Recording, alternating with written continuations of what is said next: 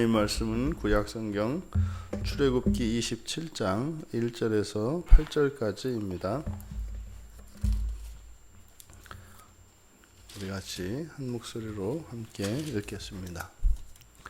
너는 조각목으로 길이가 5규빗, 너비가 5규빗의 제단을 만들되 네모 반듯하게 하며 높이는 3규빗으로 하고 그 네 모퉁이 위에 뿔을 만들되 그 뿔이 그것에 이어지게 하고 그 제단을 놋으로 싸고 재를 담는 통과 부삽과 대야와 고기 갈고리와 불 옮기는 그릇을 만들되 제단의 그릇을 다 놋으로 만들지며 제단을 위하여 놋으로 그물을 만들고 그 위 네 모퉁이에 놋고리 넷을 만들고 그물은 제단 주의 가장자리 아래 곧 제단 절반에 오르게 할지며 또 그 제단을 위하여 채를 만들되 조각목으로 만들고 놋으로 쌀지며 제단 양쪽 고리에 그 채를 꿰어 제단을 매게 할지며 제단은 널판으로 속이 비게 만들되 산에서 내게 보인 대로 그들이 만들게 하라. 아멘. 이제 성막 밖에 있는 기구들에 대한 첫 번째 계시는 이제 번제단입니다. 그래서 이 번제단은 이 뒤에 제사법을 뒤에 가서 보면 이제 매일 아침과 저녁으로 순양을 이렇게 번제로 태워서 하나님께 하루에 2번씩 이렇게 이제 드리게 됩니다. 재료는 마찬가지로 성막에 지금 사용되는 것이기 때문에 성막 밖에 있기는 합니다만 하나님이 거하는 처소에 속한 것이기 때문에 동일한 재료로 그래서 조각목으로 만들고 길이와 너비는 정사각형으로 이제 5규빗 그리고 높이는 3규빗으로 만듭니다. 그리고 네 모퉁이에 이제 뿔을 세워서 뿔을 네 모퉁이에 세우고 전체를 이제 놋으로 입혀서 마치 주물로 만든 것처럼 일체형으로 그렇게 만듭니다. 그리고 이제 거기에 태우고 난 그 제물의 재 이런 것들을 치우는 이제 그릇들, 그래서 재를 담는 통이랄지 부삽 또 대야, 뭐 갈고리 그리고 불 옮기는 그릇 이 모든 것도 전부 이제 놋으로 이렇게 통일합니다. 그리고 이제 특이한 것은 제단의 중간쯤 높이에 그물을 만드는 거죠. 놋그물. 그러니까 놋으로 된 철사를 만들어서 이제 그것을 꿰어서 이제 그물을 만드는 겁니다. 그래서 그것을 네 고리, 네 모퉁이에 이제 네 고리를 만들고 그 고리에 이제 꿰어서 그물을 이제 가운데 정도 높이로 중간 높이로 이제 늘어뜨리는 겁니다. 그러니까 이것은 이제 아마 거기서 이제 재물을 불에 태우기 때문에 태운 재들이 이제 밑으로 빠지게 하고 또 잘 탈 수 있도록 그렇게 만들어진 것 같습니다. 마찬가지로 이제 이것을 또 이동할 수 있도록 고리를 만들고 놋고리를 만들고 거기에 이제 조각목으로 채를 만들어서 그 채도 놋으로 이제 입혀서 이동할 때 이제 사용할 수 있도록 이렇게 직접 접촉하지 않고 채로 끼워서 이동할 수 있도록 만듭니다. 그리고 산에서 근데 지금 이 번제단을 만드는데 8절에 이제 하반절 부분 산에서 내게 보인 대로 그들이 만들게 하라. 근데 지금 여기서 이 말씀은 앞에 출애굽기 20장 24절에서 모세가 시내산에 올라갔을 때 여호와께서 모세에게 계시하셨던 내용과 이제 충돌이 일어납니다. 무슨 충돌이냐면 산에 올라가서 산에서 여호와께서 계시하신 내용은 놋단이 아니고 토단이고 돌단입니다. 흙으로 쌓고 흙으로 쌓거나 돌로 쌓는 단이었습니다. 근데 여기서는 이제 놋단을 이야기합니다. 지금 성막에 놋단을 만들려고 하는 이 말씀과 산에서 하신 말씀 사이에 충돌이 일어나요. 근데 번제단이 이렇게 그러니까 세 종류를 말씀을 하신 겁니다. 토단을 먼저 토단과 돌단을 이야기하셨고 지금 여기에서는 노수로 만든 이제 번제단을 말씀을 하신 거거든요. 그러니까 이것을 이제 보는 관점에 따라서 다릅니다. 이거 봐라, 이거 봐라. 이게 성경이 이게 틀리지 않냐? 앞에서 하고 뒤에서 하고 틀리지 않냐? 뭐 얼마 되지도 않았는데 산에서 얘기했다고 하고 벌써 이 번제단의 재료가 이렇게 틀리지 않냐? 그래서 이제 이거는 뭐 이런저런 문서를 갖다가 다 짜집게 한 거다. 그래서 이제 뭐 여러 가지 이제 이론들이 납니다. 그래서 누누이 말씀을 드립니다만 성경을 의심하기 시작하면 의심해야 될 이유들을 찾게 돼 있어요. 사람은 이게 보고 싶으면 이렇게 보고 싶은 게 있으면 보고 싶은 것만 자기가 보고자 하는 것만 보이게 되어 있다고요. 그러면 의심하지 말고 이것이 하나님의 말씀이다. 그리고 나서 이제 성경을 보면 그 말씀의 의미들을 우리들이 이제 추론해낼 수가 있는 거죠. 그러니까 세 종류의 재료, 그러니까 이 번제단, 중요한 것은 공통적인 것은 번제단이에요. 번제단. 제물을 태워서 완전히 남김없이 하나님께 드려야 한다는 것이에요. 이 번제단은 사실 가장 중요한 것은 속죄의 문제죠. 속죄.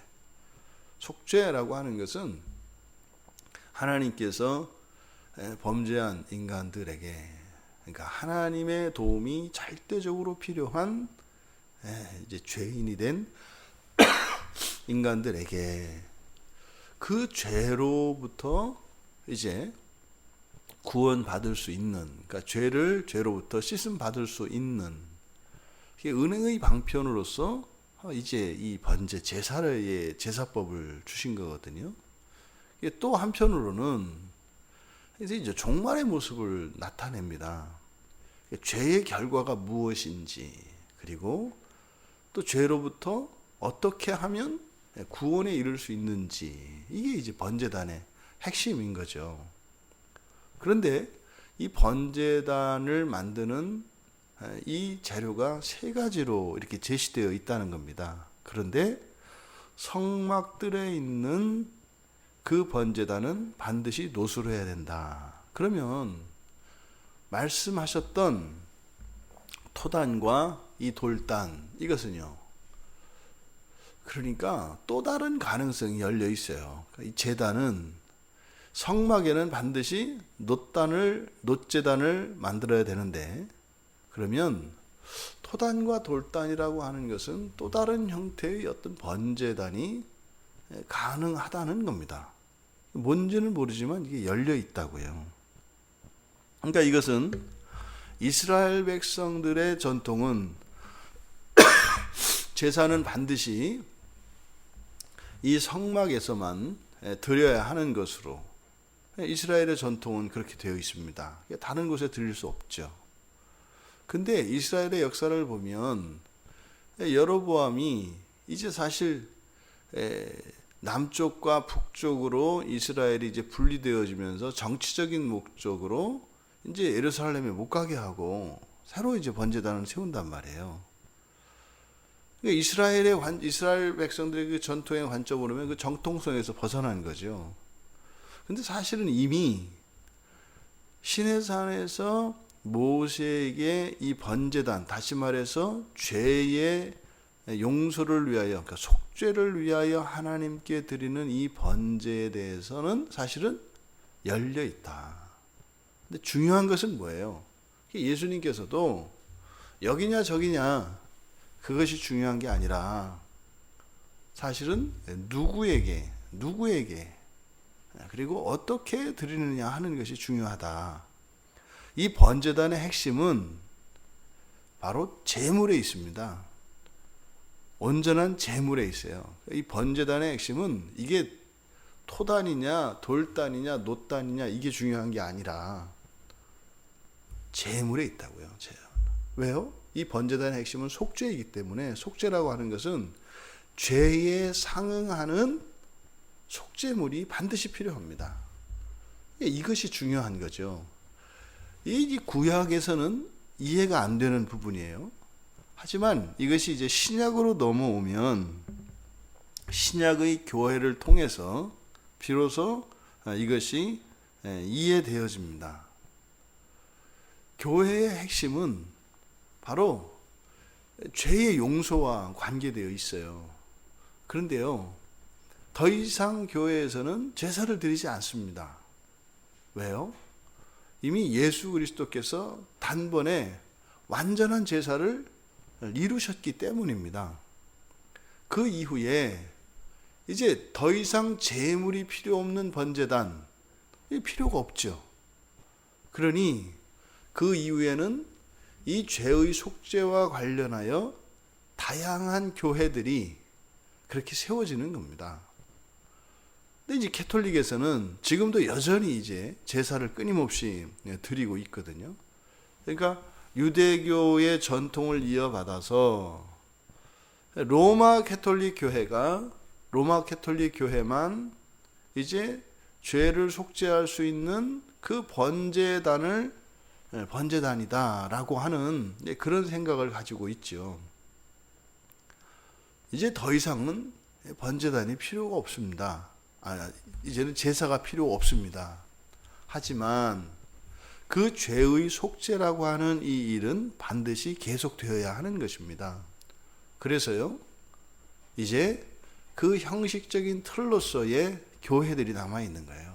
그러니까 교회에 들어간다고 해서 그것이 죄인들의 죄를 대속하는 것이 아니라, 죄는 완전한 제물 대신 예수 그리스도로 말미암아 이미 십자가에서 2000년 전에 드려진 바 되었고, 이제는 믿음으로 그곳에 참여하는, 그러니까 그것이 토단이 되었든 돌단이 되었든 놋단이 되었든 그리스도를 믿는 믿음 안에서 속죄가 이루어지는 것이죠. 그래서 이 번제단은 결국에는요, 이 번제단이라고 하는 것은 영원한 것이 아니라 이것이 제한적이고 한시적으로만 사용되는 것임을, 그러니까 절대적인 것이 아니라 이것은 상대적이고 한시적인 것임을 여호와께서 가르쳐 주신 것이죠. 그래서 이 번제단은 그러니까 오늘날로 말하면요, 뭐 이런 교단 저런 교단 이러한 형태로 이제 분리되어지는 이런 교회의 모습이라고 우리가 볼 수 있겠습니다. 또 하나는 산에서 내게 보인 대로 그들이 만들게 하라. 이 뒤에 이제 그 제단을 만드는 그 주체, 여기서 그들이라고 하는 일반 명사, 이것은 일반인 모두를 뜻하는 표현입니다. 그들이 만들게 하라. 그러면 이 번제단을 만드는 것은요, 특별한 사람이 이것을 만드는 게 아니에요. 그러니까 여기서 지금 명령하신 내용은 누구나 다 만들 수 있습니다. 번제단은 누구나 다예요. 그러니까 특정한 사람이 만드는 것이 아니라, 또 뭐 이렇게 기술이 좋고 뭐 손재주가 좋은 사람이라든지, 아니면 하나님께서 구별한 이제 그 레위 사람이라든지, 이렇게 세우는 게 아니에요. 누구나 다 만들 수 있어요. 누구나 다. 그런데 이제 뒤에 가면 성막을 섬기는 사람들은 하나님께서 특별히 구별한 레위 사람들, 그리고 그 가운데서 제사장은 아론의 직계 자손들만 제사장으로 섬길 수가 있어요. 그러니까 만드는 것과 섬기는 일이 같지 않습니다. 그러니까 만드는 것은 누구나 다 만들 수 있어요. 그러니까 이것이 오늘날 신약 교회에 내려와 보니까 딱 맞는 거예요. 교회는요, 누구나 다 예수를 믿는 사람들이면 누구나 다 교회를 세울 수 있습니다. 근데 거기는 세운 교회와 교회를 세우는 사람과 또한 섬기는 사람이 반드시 또 구별이 됩니다. 세우는 것과 섬기는 것은 또 다르다 이 말이에요. 심지어는 뭐 교회 안 다니는 사람도 교회 세울 수 있어요. 예수 안 믿는 사람도 뭐 집안 누가 저 목사랄지 뭐 또 뭐 이렇게 하면 또 친척 집에 방문했다가 보니까 뭐 이렇게 교회라고 다니는데 변변치 않으니까 그냥 뭐 이게 교회를 하나 지어줄 수도 있는 거예요. 심지어는 믿음과 상관없이 또 말이죠. 이렇게 누군가의 헌신과 후원으로 실제로 또 지어지기도 합니다. 그러니까 지금 이 번제단에 대한 여호와의 이 계시를 통해서 우리는 신약의 교회의 빛을 보게 됩니다. 근데 상상도 할 수 없는 일이죠. 이 제단의 이 재료가 이렇게 다양한 재료로 쓰이고 또 그 번제단을 만드는 그 일이 아무에게나 낯섭니다. 아무에게나 그 번제단을 그 순간 그렇게 생각하는 그 사람의 머릿속에는 번제단 자체가 이렇게 성물이 되어지고 그것 자체가 어떤 신령한 힘을 갖는 게 되죠. 지금 여기에 우리가 그동안 이제 성막 내부에 지어지는 이 모든 것들이 이제 금으로 덧입혀지고 또 이렇게 이런 조각목들로 이렇게 일체된 그 통일성을 나타내는 이런 것들을 지었습니다만 이것들은 사실은 다 뭐예요? 그냥 하나님의 임재를 나타내는 상징일 뿐입니다. 그냥 금일 뿐이고 그 안에는 조각목이 들어있을 뿐이고 거기에는 이런 실들은 그저 사람이 만든 직물에 불과합니다. 중요한 것은 바로 증거계 위에 시온소에 임하시는 하나님의 영광이 핵심인 거죠. 성막 안에서는요. 여호와의 영광이 떠나면요 아무것도 아니에요. 여호와의 영광이 떠나면 아무것도 아니에요. 그러면요 이 성막 밖에서 사람의 죄를 속죄하는 속죄를 위해서 만든 이 번제단은요 제물이 없으면 끝이에요. 제물이 잘못되면 끝이라고요. 이것이 놋단이든 토단이든 돌단이든 잘못된 제물이 거기에 올려지면 이것은 아무 의미가 없다 이 말이에요. 중요한 핵심은 바로 제물에 있다. 그러면요 이 성막 전체에서 이제 뒤에 이제 뭐 여러 가지 기구들도 만들어지고 합니다만 실제로 중요한 건 뭐예요? 하나님의 영광과 제물입니다. 그리고 그것 사이에서 오가며 그것을 섬기는 바로 제사장들이죠. 레위인들이죠. 이것이 핵심입니다. 그리고 거기에 죄인들이 가는 것이죠. 물건은 물건일 뿐입니다. 그 자체를 신성시해서는 안 되는 것입니다. 그러니 제물 대신 예수 그리스도 그리고 그 그리스도를 통하여 속죄받아야 하는 소망 없는 죄인들 그리고 그 일을 섬기는 제사장들 그리고 그 제사를 받으시는 하나님이라고 하는 이런 실체와 그리고 그것을 이루고 있는 이런 형식과 이런 기구들 이것을 구별해야 할 필요가 있는 것입니다. 오늘날 우리가 하나님께 예배를 합니다. 예배의 핵심은요. 이 요소가 다 있어야 하는 것입니다. 먼저 예배의 자리에 나오는 사람은 하나님의 구원이 필요한 사람들입니다. 죄의 용서가 필요한 사람들이 있어야 한다고요. 그래야 예배가 있죠. 그리고 그것을 섬기는 사람이 있어야 합니다. 그리고 그 예배를 기쁘게 받으시는 하나님의 임재가 있어야 하는 것입니다. 어저께 우리가 신방을 가서 굉장히 감사한 그런 간증을 들었습니다. 그러니까 예배를 사모하는 자에게 여전히 하나님께서 은혜를 주시고 치료하시는 은혜를 주신다는 것을 이렇게 이제 어제 간증을 들을 수 있었어요. 그러니까 몸이 아파서 교회에 나오지 못하는 그 성도, 그러니까 그 교회에 나가서 하나님께 예배하는 지체들과 함께 그 예배하고자 하는 그 영적인 갈증, 근데 그것을 이제 가정에서 그 예배를 드리는데도 그 가운데서 하나님이 은혜를 주시더라고요. 여전히 이 예배의 자리에서는 심령이 회복되어지고 우리의 육신의 질병들이 고쳐지며 우리의 인생들이 변화되어지는 일들이 교회의 역사 속에서 이것은 끊이지 않고 계속되어져야 합니다. 여러분, 이런 외향적인 형식들, 분명히 형식은 형식 자체로 의미가 있습니다. 하지만 그것은요, 절대화해서는 안 된다는 것이에요. 중요한 것은요, 본질입니다. 여러분, 우리의 예배당이 이런 모양 저런 모양으로 갖춰질 수 있습니다. 또 형편에 따라 다를 수 있습니다.